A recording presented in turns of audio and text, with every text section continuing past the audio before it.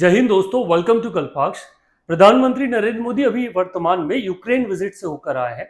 ये विजिट काफी इंपॉर्टेंट है क्योंकि इससे जस्ट एक महीने पहले प्रधानमंत्री रशिया विजिट पर गए थे। रशिया और यूक्रेन पिछले 2 से 2.5 सालों से एक दूसरे के साथ वॉर में है और इस वाली कंडीशन में पूरे विश्व की जो निगाह है वो भारत के ऊपर है।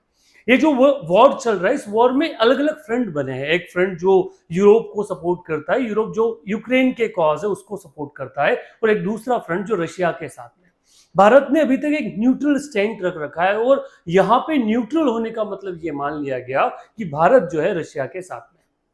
वर्तमान में भारत अपने कई कारणों से या अपनी जो पोजीशन है उस पोजीशनिंग को सुधारने की कोशिश कर रहा है, और उसी कारण से एक सवाल उठता है कि क्या ये विजिट है ये भारत के लिए इतनी इंपॉर्टेंट है, या फिर इसके क्या रेसिप्रोकेशन या क्या एक्शन जो है वो आने वाले हैं। अगर इस चीज को आंसर करने की कोशिश की जाए तो ये जो विजिट है, इस विजिट के जो आउटकम्स आने वाले हैं, टेकअवेज आने वाले हैं, उनको हम 3 फ्रंट पर स्टडी कर सकते हैं, 3 अलग अलग दायरों में जो है वो पढ़ सकते हैं। पहला, ये भारत का यूरोप जो शांति वाली बात कर रहा है उस क्वेस्ट में भारत की एंट्री है, क्योंकि पूरा यूरोप जो है वो ये चाहता है ये वॉर खत्म हो। भारत शुरू से इस बात को कह रहा है, पर वो रशिया के साथ में खड़ा है, यूक्रेन विजिट नहीं कर रहा। इस कंडीशन पे ये माना जाता है कि भारत रशिया के ज्यादा क्लोज खड़ा है। सो उस कंडीशन में भारत को खुद को अलग तरह से खड़ा करना और ये प्रूव कर देना कि भारत भी शांति चाहता है। सो मोदी का ये जो कीव विजिट है वो विजिट इस बात को फर्म करता है। कीव जो पहले यूएसएसआर का हिस्सा था, 1991 में यूएसएसआर के विघटन के बाद एक अलग देश बना, उसके बाद भारत और कीव के संबंध ठीक रहे हैं, इससे ओवर एक्सपांशनिस्ट नहीं रहे हैं। भारत रशिया के साथ ज्यादा डोमिनेट रहा, कीव पे उसने इतना फोकस यूक्रेन में किया नहीं।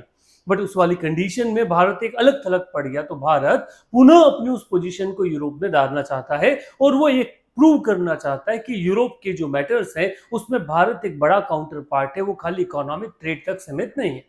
सेकेंड जो इंपॉर्टेंट पार्ट है वो यही है कि भारत अपने आप को, जो दिल्ली है वो खुद को जियोपॉलिटिकल जो जियोपॉलिटिक्स है उसमें स्थापित करना चाहता है। उसका मानना है कि साउथ एशियन होके हम, ऐसा नहीं है कि हम पाकिस्तान, बांग्लादेश, अफगानिस्तान में जो हो रहा है हमारा जो क्वेस्ट है वो वहीं तक सीमित है। अब अमेरिका, चाइना या फिर वर्ल्ड में कहीं भी कुछ हो रहा है, भारत का उसका सीधा इंपैक्ट पड़ता है, क्योंकि भारत आज ग्लोबलाइज वर्ल्ड का एक हिस्सा है, और जिस तरह से हम वर्ल्ड लार्जेस्ट पॉपुलस कंट्री है, हमारा ये एक कहते हैं ना जिम्मेदारी भी बन जाता है कि हम विश्व में शांति के पटल पर बात करें।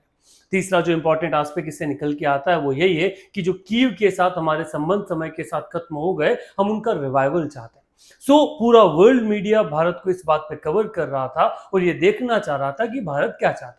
भारत जेलेंस्की की बात को समझा और जेलेंस्की को यह समझाया कि जो साउथ एशिया है जिसका इंपॉर्टेंट प्लेयर भारत है, वो जेलेंस्की के ओपिनियन को भी समझता है, पर यूरोप को यह समझना पड़ेगा कि साउथ एशिया के लिए रशिया जो है वो कितना इंपॉर्टेंट है, क्योंकि अभी भी इनकम वाइज अगर साउथ एशिया को देखा जाए तो वो यूरोप से कम्पीट नहीं कर सकता, तो उसको सस्ता तेल चाहिए और वो रशिया के साथ में इसीलिए इंडल्ज है।